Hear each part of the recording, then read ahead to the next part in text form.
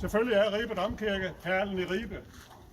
Og som I tydeligt kan se, hvis I kigger efter, ligger den på byens højeste sted.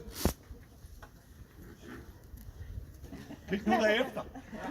Har I fået for meget rødvin til aftensmad i dag? Og historien fortsætter.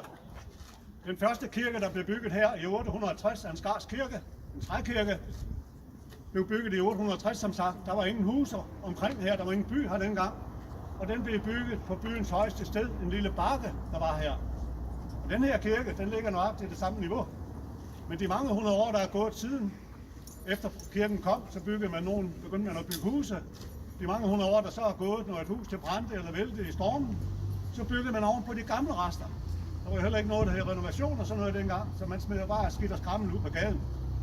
Så derfor under husene er der op til 5,5 meter ned til den oprindelige grund, så det er byen, der er vokset. Kirken ligger nøjagtigt på byens højeste sted. Og alt det der skidt og skrammel, der er under husene, det er jo ikke andet, men vi kalder det kulturlag, fordi så lyder det rigtigt af noget. Så den her trækirke, den brændte jo så opført med en kirke af sten samme sted, men den blev formentlig for lille, fordi i 1111 påbegyndte man byggeriet af Ribe Domkirke, og det var de gule sten, hvis I lader mærke til den i enderne op over de røde sten her. Men den blev formentlig også for lille, fordi i 1402 byggede man de røde sider på begge sider. Så i dag, så kan I bare snakke jer, der kommer over fra Sjælland om jeres Roskilde, fordi at i dag, der er den eneste kirke i Danmark med 5 kirkeskibe. Okay?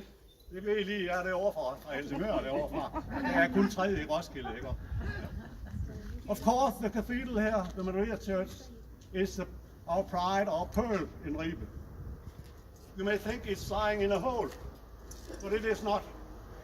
Because the first church that were built here in 860 was built on a small hill, the highest point in the town. There were no houses at that time. But then, after the church then were built, they built houses around it. And when the house were burning in the many hundred years afterwards, were burning or broken down, they built upon the old part. And therefore, under the houses, there's often up to 5.5 meters to the original ground.